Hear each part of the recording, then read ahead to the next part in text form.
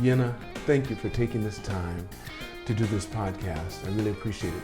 I met you through a friend of mine, Danny Howard, and he said you two have been friends for a long time. But I was really interested in meeting you and being over here last night. Was it last night I was here? It was 2 nights ago. It was 2 nights ago. And that's the latest I've been up in a while. You see, you're the same way as me because you're working so hard you can't tell what day is what day. Yeah, it was like Today's Saturday. Today's Saturday. That was Friday night, wasn't it? Friday night? No, that was Thursday night. Thursday night, yeah. Exactly. But it just seemed like, because I don't stay up that late usually, but I went home and I was excited because it was so much fun talking to you. Yeah, we had a good friend. That was really good. I really appreciated that. Yena, tell me, where were you born? Where I was born? Yeah, where were you born? In Benin, West Africa. Benin. Most people don't know where Benin is. So most people will know, the older generation will know Benin as Dahomey. It was the former name of Benin. Dahomey. Okay. Yeah. So it's the land of the voodoo. Voodoo. That's where voodoo comes from. So that's why the people in the Caribbean. So most of those people came from Benin, exactly. That area. So basically all the culture that you will find out in Haiti, right. Dominican Republic, right. Brazil, yes. and that part of the Caribbean, right. all the culture related to voodoo comes from Benin. From Benin. From a name Dahomey. Dahomey. Yeah. Wow. So that's where your father's from. Exactly, that's where my father's from. Okay. And your mother? My mother is French, so she's from a region in French called Anjou. That's where they're famous for making rosé wine, basically. But she mainly lived in Paris, but that's where the family is originally from, in Anjou. So you lived in Benin the whole time? For how long? So I was born there, and I left Benin around when I was 17. So I was going to the French school there, French International School, and so I went to France after when I was 17, when I had my baccalaureate, the French baccalaureate, for my studies. So yeah. And what did you study? So I studied first statistics, computer science, and econometrics, probability, and then I studied econometrics. Okay. And then I went to Montreal, Canada. To study political science. All right, so you're one of those brainy brothers. Listen, wait. so tell me, what did your father do? So my father was an engineer, in agronomy. He studied specialty in sugar, so how to produce sugar, the different varieties of sugar. And everything. Exactly. Yeah. That's why my father did. So he's a winemaker. Not winemaker. No, I wish he was a winemaker, but it was more the sugar, specialized from the sugar cane. Okay. They had a huge project there in Benin back in the days that he was running. Yeah. Okay. You have siblings? I have siblings. Yeah, I have siblings. I have one brother. And older or younger? One big brother, older. I'm the youngest one. How many? Oh, you have more than one brother? Yeah, I have more than one brother. I have big sisters as well. Okay. Some of them living in Germany, and one living in Benin. So how many? So there's 4 of you? No, total we are 9, but we're only 2 from my mom. Okay, all right. So your father had 9 children. Exactly. Okay, and your mother only had 2. Exactly. It was you and your sister. Me and my big brother. You and your big brother. So how many years difference between you and your brother? 3 years. Oh, 3 years. Yeah, okay, are you guys pretty close now? Actually not. We're not really close. Okay, well that happens sometimes. Yeah, definitely. Okay, so in school, who do you think inspired you to study or be interested in the things you were interested in during your school age? So actually, we had this thing going on at the French school. Every year you had all the parents of your friends coming in and introducing their career, what they were doing. And back in the days, I was either interested in a career in law, because I had a very close relationship with my godfather, and he was a lawyer. On whose side? Your mother or father's side? Godfather on the father's side. So it was a Beninese coming from a big family of lawyers in Benin, and I was really interested in either going for law or being a pilot. Unfortunately, I think I was not well advised on how to pursue this career. And once I got my baccalaureate, going to study in France, basically people gave me two options. It was like, okay, you keep going into sciences and mathematics, which was what you were good at, but for entering the best French schools and engineering schools, you really have to work more and more and more and study more. And I wanted to take it easy. So I chose the easiest way for me, which was taking economical sciences, economy, with a specialty in mathematics. And that would be easy for me. I wouldn't have to study too much and I could still have good grades. And that's the way I took it. I decided to go. And when I did that, the career, the end goal was to be an actuary. So basically it's statistics and probability in insurance. Okay. So all the statistical hypotheses and why people die and how they die and how do you transform all these to sell life insurance, for example, or how to project people's needs or a social issue. And for example, my thesis was on breast cancer, on the clinical tests of certain medicines in breast cancers. So this is what I studied. And then at some point I realized, wow, it will take me 7 or 8 years in France. It's longer in France than in the US to become an actuary. And I was like, wow, I'll be doing all the statistics every day. And the big guy just will come and put a stamp and get all the big bucks. That's not what I want to do. Okay. So I switched. I was like, no, I'm not going to do that anymore. So I switched in the middle of the career plan, and I went to do political science. While doing political science in Canada, I was approached by a Golden Key Honor Society. That's a honor society. Okay. And from then on, they sent my resume to various administrations in the US. And I was offered an internship at the White House at the EPA, Environment Protection Agency. And I declined both. Basically, the EPA, because I had no interest at that time in what was the matters relating to EPA. And I didn't know how big and how important the department was at that time. And then the White House, for the simple reason that I knew that as a French Beninese, even though I had an internship at the White House, they wouldn't put me in place in the White House where I could have access to confidential classified information. So for me, it would have been just an internship with the White House, and that's it. So I knew what I wanted to do. I liked numbers. So from then on, I told them, well, what about an investment bank? And they sent my resume to Merrill Lynch, and a financial advisor, their wealth manager, saw my resume and offered me an internship in Washington, D.C. Oh, that's beautiful. That's how I ended up, my first steps in finance, and I ended up liking it a lot. But tell me in school, let's go back to your school days. When you growing up in school, what kind of sports were you into? What did you do starting in elementary and stuff? You have an older brother, so I'm sure he was kind of tough on you. 3 years older than you. He was tough, he was tough on me, very tough. But I guess that's what made me tougher as well. I wouldn't let him get away with it. But I was mainly into football, soccer, what you guys call soccer, football. Because my father had a soccer team. He had a soccer team. He owned the soccer team? He owned the soccer team.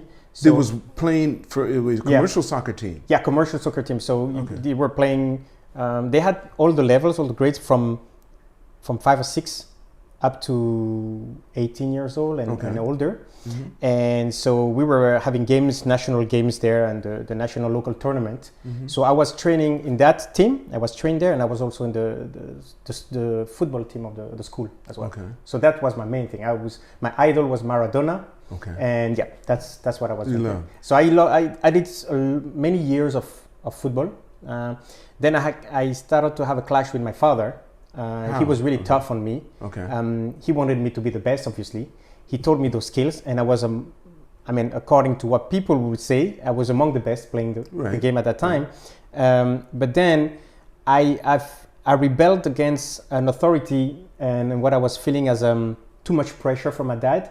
So for example, I would train with him, and if I was missing a goal, got the ball on missing a goal during a match, he would take me out and shout at me in front of everybody. So and he will ask me to do 12 rounds of the big stadium, and I was just a little kid. So years and years on of that, I felt like, why my dad was treating me so bad. But what about your brother? Where was he? He was there also, but he was not as good as me. So your father just ignored him? Yeah, it was. It's not that he ignored him. He was as hard with him, but it's the fact that he was not as successful, not as good skill-wise in the game. Well, he was putting less pressure on him at the end of the day. So he just really focused on you and figured he's going to make you harder. Exactly. And then I was at some point about to go for a football school in Brazil, then another time in France. But then both I declined. Both times. You declined? I declined, and at the same time it was kind of a debate at home because my mom wanted me to keep with my studies and not just drop for. My mom is a white French woman that married a black African guy back in the days. So and decided to live in Africa. She didn't decide to have us just there in Africa and go back to live in France. Does she still live in Africa? She still lives in Africa. She's a your doctor father? there. Your father? My father, they still live together there in Africa. They're still married? Yeah, they're still married. Oh, okay. Yeah, they're still married. I'm thinking about a different interview. Yeah, no, they're still married. They live They're there. still married. Oh, So that's my mom had this this way of conception of life whereby the kids needs their father. So I need to let the father have his dad and son time. So the trainings with my father's football team was like 2 times a week, and had another training at the school. But for that times, those afternoons, it was like he can go all out on us. She wouldn't say anything. The only time she wouldn't intervene was when he would be, how can I say, culture-wise, a bit too harsh. He needs treatment. But then I never had a resentment towards my dad towards him. Right. How are you with him now? I'm pretty good with him. Pretty good. We talk to each other. With your mom? With my mom as well. I had a lapse of 2 years when I wasn't talking much with her due to personal reason and yes, personal reason. We can talk about it later on. Right. But I'm pretty good with them, with both of them. Yeah. That's good. That's good. That's good. Your brother, you're not talking to? Yeah. At the moment, yeah. Okay, I don't want to make that a big deal, but anything. Like no, it's not a big deal. I'm not ashamed about it. I think things happen. I'm pretty harsh with myself in terms of my values and how I treat people. I put a lot of effort every day on this. And every day I wake up and I promise myself that I will treat people with respect.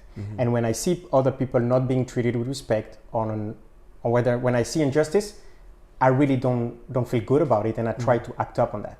And if it's in my family, it's the same. So it's as harsh as I wouldn't have an issue fighting or not talking to my dad if he crosses certain lines that I have. I understand. And whether it's my dad, I owe him a lot of respect. I love him so much, but nobody's perfect. At some point we cross the lines, and if you cross the lines and you know you cross the line, you just have to make it up and discuss about it. And if you don't want and you keep doing what you want, well, that's your call. Then I'd rather take a step back and avoid this kind of bad energy or vibrations. So you went through your schooling, your father wanted you to really be a great soccer player, and then one day you stood up and said, "Guess what, Dad?" Exactly. No, you did not. Yeah, I didn't do it that way. You better not, because he would have broken your arm off. He understood at that time, maybe, because what happened, it was back in the days, it was in the 90s, I remember. There was this very famous African team from Cameroon with Roger Mila. So they were the big stars because they went to the World Cup and they shined at the World Cup. And they had a game against Argentina, I guess, from Maradona, and they had a nil score or something like that, a draw, I think. And that team was coming to Benin. Okay. And through my father's connection, he organized a training with the superstars. And everything was lined up and everything. And I told my dad I would not show up. And I didn't show up, and I instead went to play with the regular football team that I had in my school, which were second grade compared to them. And I just didn't show up. So my dad was mad, but he understood that from then on it was a clear sign. Yeah, that was it. Then he let it go. Yeah, he let it go. He let me in, and from that on, How old were you when that happened? How old were you? Must have been maybe 11, 12. See, your father loved you in a way that you didn't understand at that time. He saw so much of him in you. Yeah. He said, "Okay, I reached that limit," because he knew what he would be like. Yeah, probably. He probably did the same thing with his father. Probably, because he didn't beat me at the time. He didn't even shout. He got he respected you then. Yeah, because you said, "In spite of what you do to me, Dad, I'm not going." Exactly. And I know you're going to be mad. Maybe also he was waiting to see if I would fail, because at the same time I'll drop football to go into basketball. Okay. And he was always telling me, "Well, you will see, you wouldn't be as good as you were playing football than basketball. First of all, because of your size, you're not that tall and everything." So for me, it was another challenge to show him that I could also be good at basketball. And then I switched and I went to basketball. Were you good? I was quite good for my position. I was a point guard. Okay. I was quite good, yeah. I was in the team school. Did he come to watch? No. He never came to watch? No. Did your mother come to watch? My mother was also very busy. She's a doctor. She said she's a doctor, okay. Generalist, but she has specialty in tropical diseases. Okay. So that's why she's in Africa, and she loves and she wants That's her passion. I got you. And so she was really, really, really busy. So I didn't expect them.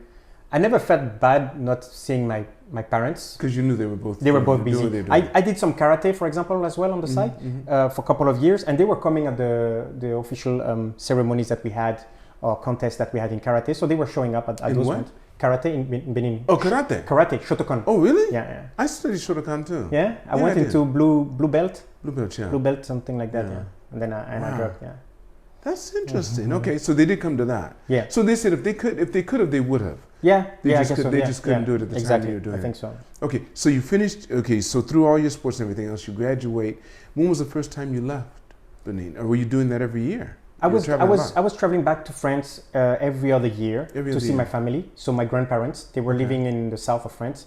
So my original my grandmother was one of the first female engineer at the French National Railroad Company. And she let you know that. She let my mom know that, but she Okay. died earlier. She had a breast cancer. Oh, I'm sorry. Yeah. So you And never got to meet. I never got to meet her. Right. But definitely from my mom, I could tell that this was the genes were there. And from my grandfather's side, he was a judge at the highest court, the equivalent of the Supreme Court you have in the U.S. He's the equivalent there in France, so la Cour de Cassation. Is he still on? No, he passed. Did you meet him? But I met him. I used to go in vacation, on summer vacation, to spend time with him. Okay. So in the south of France, that was close to Aix-en-Provence. It's Le Luc en Provence. It's a little village here in the south. So yeah, I used to do that every other year. Yeah, Right. definitely. Along with your brother, you and your brother. Would go? So I don't know if most of the time without him. It was either one year it was him, the other year it was. Oh, okay, they didn't yeah. send both of you. Yeah, exactly. They Okay. wouldn't send both of us. That's how it worked. I don't know. I understand. Since a very young Very age, so maybe that didn't help also for the I connection understand, to. yeah, right. And so I was doing that every other year. And after the French baccalaureate, I left Benin when I was 17. Yeah, that's the time. That's the first time you. Where'd you leave to? Where to go? Where? So I went to France. Okay. So I went to France. I went actually before going to France. I went to Japan. It was my second. At 17. Time. Yeah, but the first time I went to Japan was at 14 or 15 for summer holiday. To do what? So I had a friend back in days in Benin who was half Beninese, half Japanese. Japanese. So his father was Beninese. His mother His was mother Japanese. From Oita, Kitakyushu. Oitaku. Exactly. Okay. So he was my best friend, and actually our grandfather's father side Okay. were best. No, I wouldn't say best friends, but so my grandfather, my granduncle, father's side was one of the former first democratically elected president of Benin. Okay. And in his first government, the Ministry of Justice was the grandfather of this kid. friend. Okay. So from So that you guys had a good generation, connection. yeah, Okay. exactly. So we grew up like that, You and clicked together. On that exactly. right So away. and because of him, I started karate. I did all those things. So I was Oh, really? already in the Japanese Did culture. you? Let me ask you this, just curious, because I'm sure it make a difference. Were your complexions almost the same too? Yeah, Very similar. yeah, Compared to everyone else. yeah, So completely. you two stood out. Yeah, definitely. Yeah. Okay. So he was the same as me. He was Very, very darker very than good. me, Yeah, brownish darker. but darker than me. Yeah. But he had The more. same type of texture. No, actually, his hair were even more looking more like Indian hair. Okay. You see, so he had Right. much more. How can we say? Not curly, but they were more long and. Long course. Yeah, exactly, long coarse hair than mine. Yeah. Okay. So that's the reason why I went there one time in summer in 1997, the first time in Japan, in the countryside there in Right, Naka, right. Oita, and then I went back 3 years after my baccalaureate, before going to France, because I wanted to do a summer job, get a bit of cash before going to France. Okay. And my parents wanted to teach me also To be independent. to be independent Okay. and start to work on my own. And Japan money was quite good, just for summer. Was manutention, so working in a warehouse, emptying out trucks, putting stuff in a cold chamber and all the food, and dispatch all the food, and then load all the trucks. That's what I did for 2 months, and with that salary, I came to Tokyo, bought myself a couple of stuff, and then went back to France to prepare my study life, my student life. So that was at age 17? Yeah, You came here? yeah. So you went back when you were 18? So no, the first time was 14. 14. 14. That's and then the I went time back you when I was 17. Wait. You did the work while you were 14? You were working then? No, the work I did was when I was 17. 17. So then so at that time, 17, you stayed for a year as well? Or did you stay longer? In Japan? In Japan? With just summer. So that was 3 just months. for summer. Okay, Yeah, 3 months. 3 months, Okay. So then from there, where did you go? After the 3 months You in Japan, went to France. I You went went to to France Paris. to start my studies. Yeah, Okay, and then you finished your studies.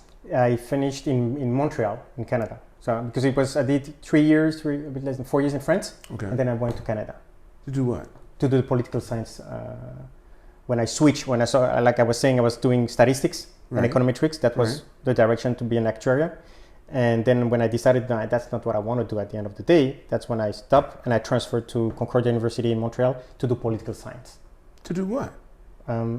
Because I liked it. I know, but what were you going to do with it? Because you're not doing that right now. Exactly. But that's a very good point you're making, because when you're studying political science, there's no clear-cut way. I mean, yeah, you can go in diplomacy, you can go in foreign exchange, foreign affairs, and so on, or NGOs and stuff like that. But what is important to know is that students of political science get a 360-degree view on how the world works. So they actually develop a lot of interesting skills that can be applied in anything if you know how to.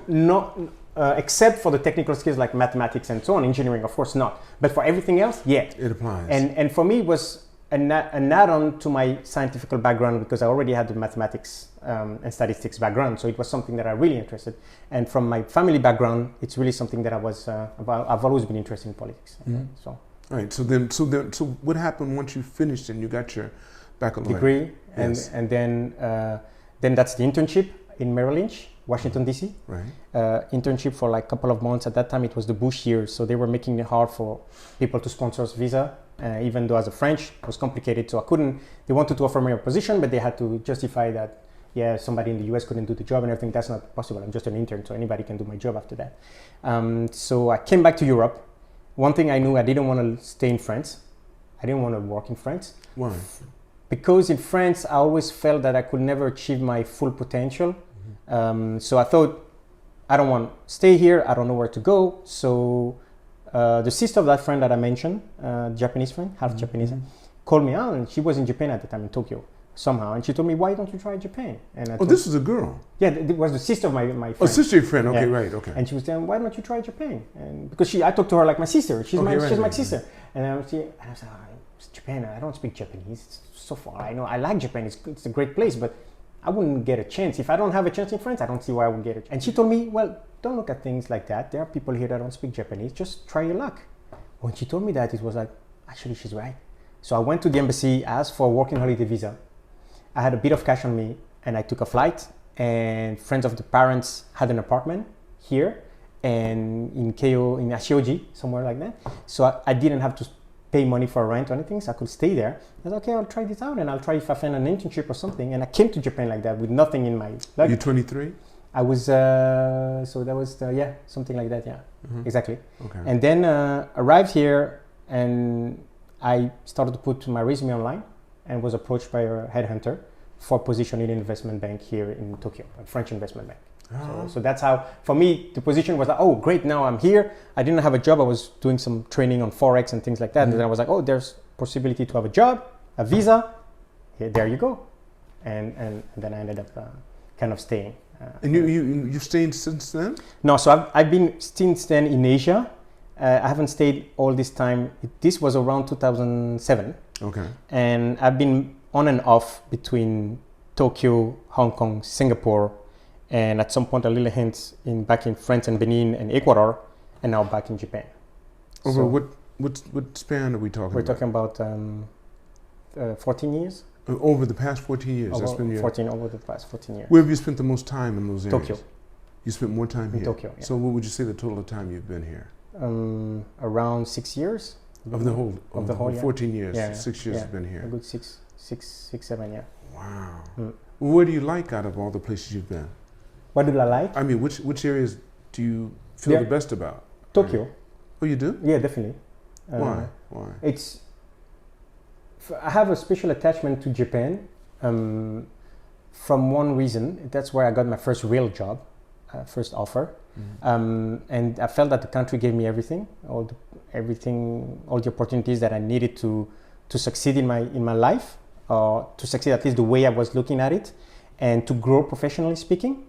And despite the fact that the environment may seem harsh, difficult if you're a foreigner, culturally speaking, language speaking as well, I felt comfortable somehow here, and for various reasons. And other countries have their own advantages like Hong Kong or China, the fast-paced, the economy, business, and so on, and the proximity in Asia-Pacific region where you can travel and discover all those different cultures, rich cultures. It's a wealth of cultures and people here in Asia. Japan has always been for me the base and the place where I was always feeling the most comfortable. So even now, so you've been here, you've come back this time. How long have you been here since you've been back? 2 years. 2 years now. Okay. I've been back. And you're working with a big firm right now. And Yeah. Okay, so what do you do in the firm? So I work for an investment bank. Okay. So my skills are into risk management or financial risk. Okay. So that would be market-related financial risk. Very similar to what you were doing with the mathematics. Exactly. And when you did with the cancer and everything. The Exactly. Same thing, So but only now you're doing it with finance. You got the right connection. So that actually that's the reason why I got my job. I don't know how you could make the connection. No, I have to. That's the only. It was perfect for you. Well, I think I got lucky because I didn't study finance. I'm working in the heart of finance, but I didn't study finance. You didn't study that, right. The reason why I got this job is because of my statistical background, right. And on the financial options and structured products that we have in the investment banking world. Basically, you need probability and probability laws to price those products. So that's how I had the technical skills for that. And so that's what I'm doing. My core skills are managing risk, market risk, financial market risk for options, structured products that we call exotics in the industry. Right. And right now I moved on to the auditing part of those activities, internal audit of that. Is that going to be as much fun for you think?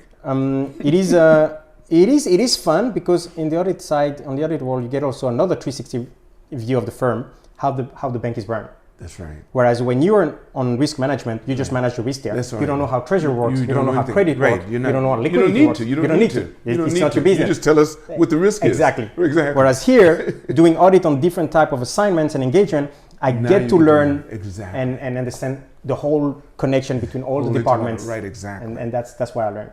Right. So how long have you been doing that? The audit part. Are you just starting to? You haven't yet, or you're doing that now? And I've been doing this for 2 years. Oh, 2 years. The audit part. Yeah. Wow. What do you see in the future for yourself? What do you see, Yena, for yourself in the future? I cannot really say what I see in the future. I think the beauty of it is my own experience. You have much more experience than me, and you've interviewed a lot of people. Not in your field. You interviewed all those successful people, I guess. And I think from my little experience, you can have plans, but lives and karma always shows you that doesn't work like that, and you get fun slaps in your face. Isn't that the truth? So, but how old are you now? What you're 40. I'm 39. Going 39. To 40, You're turning 40. Wow, you're getting close. You're getting up there. 39, turning 40. So you see it. So you. Yeah, I was saying. So future-wise, you plan everything, but something goes exactly. And so I never. While you can on the process of it, you can set up yourself goals and objectives that you want to work on, which is great.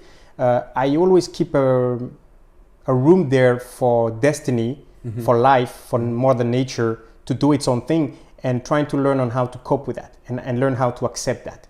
Even though sometimes it's not in my favor, even though it's something that I didn't want to happen or was exactly the opposite of what I wanted, I'm actually right now in the phase of my life where by certain events that occur, I have to accept it, let it go, and start from scratch. And there's no other option, I guess. That shows a lot of maturity. Just for you to say that, and you're just turning 40. I mean, there's so many people like myself who had to wait until they lived on this planet for 6 decades before they started thinking and feeling that way. And actually, I should be honest, usually I think when people say, I need to tell the truth or I need to be honest, it means they haven't been before. So I've been honest all the way through. I would say in my 60s and in my later 60s, I started feeling what you seem to already have. That part about happenstance, things happening that you have no control about. Because up until my 60s, I've been trying to make it happen, forcing it, pushing it. Finally, when I'm not, it all starts to happen. And I'm going, it's so interesting. But I think that's also very European. It's very African. Very African, yeah. I think that is. Yeah, it is. Because there's a certain amount where they allow destiny to be destiny. Yeah.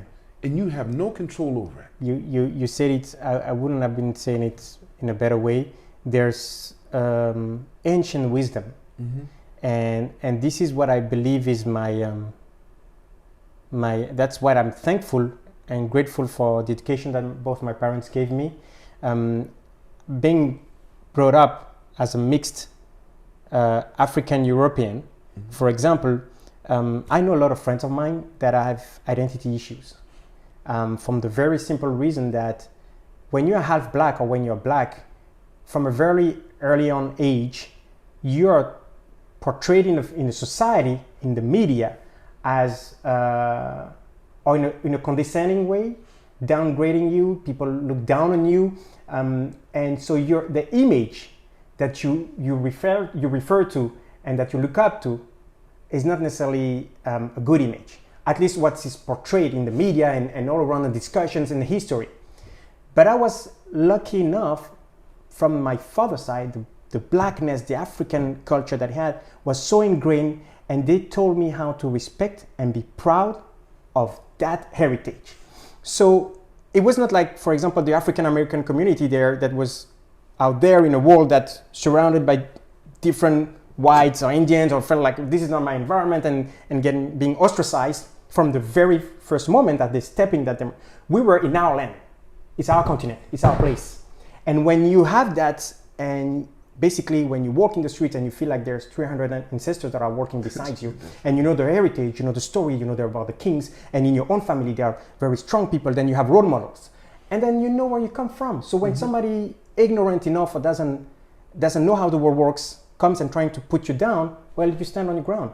And the fact that I had both of that in my house, and seeing my parents still fighting because my mom is French and French colonized Benin, so my father was always picking up at her for that, and all those fights I was seeing at home. But I could see both sides, understand both sides, and I think that's the wealth in me, and I think that's what's helped me stand in the face of racism, in the face of everything that people from minorities, from African Americans or African people, or sometimes Arabic people, and even in this world, in Japan, sometimes Chinese people versus Japanese people, all those places where other people picking up at you because you're a minority or because you look different. I've learned to stand on my ground and be proud of what I was, because we are all unique at the end of the day. And if you understand that the beauty lies in the uniqueness of each one of us, and you respect and you admire this beauty of nature, this miracle of nature, then you step your level above all the petty talks and racism and race and colors and everything that doesn't mean anything at the end of the day, and you feel better. So you feel good about that. That is fantastic. I'm gonna let you in with that. That is just summed it up. Thank you so much for your time. I really appreciate it. Thank you, Lance. Thank you for your time. I appreciate it. I want to thank all of you for watching this podcast. Make sure you remember that it's all on loan. Continue to reach for the stars, and you're too blessed to be stressed.